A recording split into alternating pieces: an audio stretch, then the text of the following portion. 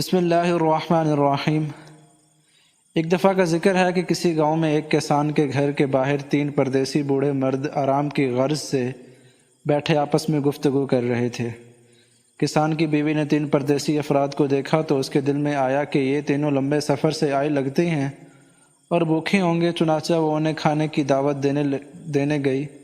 کسان کی بیوی نے تینوں کو کھانے کی دعوت دی تو ایک بوڑھا بولا، کیا آپ کے گھر میں آپ کا شوہر یا رشتہ دار کوئی اور مرد موجود ہے؟ کسان کی بیوی بولی، میرا شوہر تو ہل چلانے گیا ہے اور وہ شام کو واپس لوٹے گا۔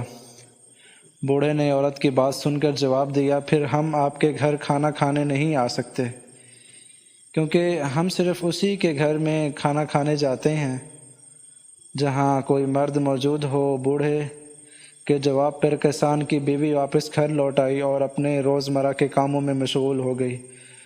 شام کا کسان کھیتوں سے واپس لوٹا تو اس نے تینوں بوڑھوں کو گھر کے قریب بیٹھا پایا تو اپنی بیوی سے پوچھا، یہ تینوں پردیسی مہمان لگتے ہیں، کیا تم نے ان سے کھانے کا پوچھا؟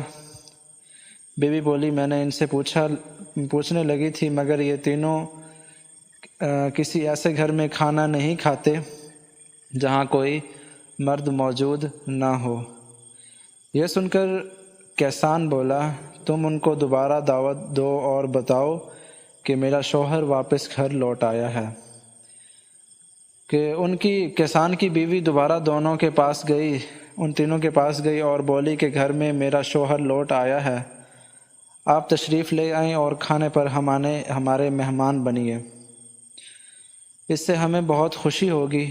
کسان کی بیوی کی بات سن کر بوڑھا بولا، ہم تینوں اکٹھے تمہارے گھر میں کھانا کھانے نہیں آ سکتے، تمہیں چاہیے ہم تینوں میں سے کسی ایک کو اپنے ساتھ لے جاؤ اور کھانا کھلا دو۔ کسان کی بیوی سے بوڑھے نے بڑا عجیب سوال کیا تو وہ سن کر، آپ تینوں اکٹھے کیوں نہیں تشریف لاتے؟ اس بات پر بوڑھے نے جواب دیا، ہم تینوں میں سے کوئی ایک جہاں موجود ہو، باقی دونوں وہاں سے چلے جاتے ہیں۔ پھر اپنے ایک ساتھی کی طرف اشارہ کیا اور بولا، یہ دولت ہے اور یہ جس کے گھر میں جاتا ہے وہاں کے افراد کو دولت کی ریل پیل ہو جاتی ہے۔ پھر دوسرے ساتھی کی طرف اشارہ کر کے بولا، یہ فتح ہے اور یہ جس کے گھر میں جائے اس گھر کے افراد ہر میدان میں کامیاب ہو جاتے ہیں۔ اور پھر بولا، میں محبت ہوں، میں جہاں چلا جاؤں وہاں کے مکینوں کے دل محبت سے لبریز ہو جاتے ہیں، اس لیے تم گھر جاؤ اور مشورہ کرو کہ تمہیں ہم میں سے کس کی ضرورت زیادہ ہے۔ کسان کی بیوی گھر لوٹی اور کسان کو ان بوڑھوں کے جواب سے آگاہ کیا اور بولی، ہمیں چاہیے کہ ہم دولت کو اپنے گھر کھانے پر مدعو کریں تاکہ ہمارے پیسے کی مشکلات حل ہو جائے۔ یہ سن کر کسان بولا، ہمیں پیسے سے زیادہ کامیابی کی ضرورت ہے، اس لیے ہمیں فتح کو اپنے گھر بلانا چاہیے۔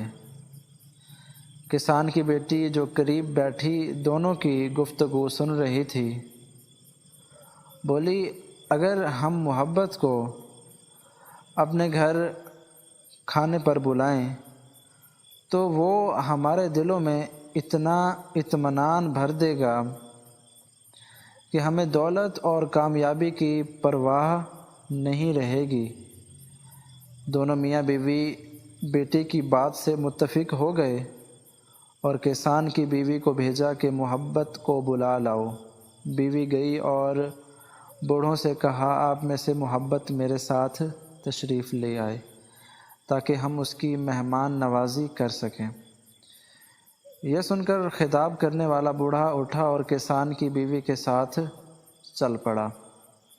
جب وہ کسان کے گھر کے دروازے پر پہنچا تو کسان کی بیوی نے دیکھا کہ باقی 2 بوڑھے بھی پیچھے پیچھے چلے آ رہے ہیں۔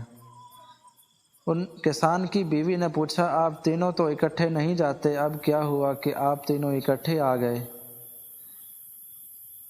محبت والے بوڑھے نے جواب دیا، فقط محبت ہم میں سے ایک ایسا فرد ہے جس کے بارے میں ہمیں حکم ہے کہ جہاں محبت جائے وہاں اس کے پیچھے پیچھے چلے جاؤ۔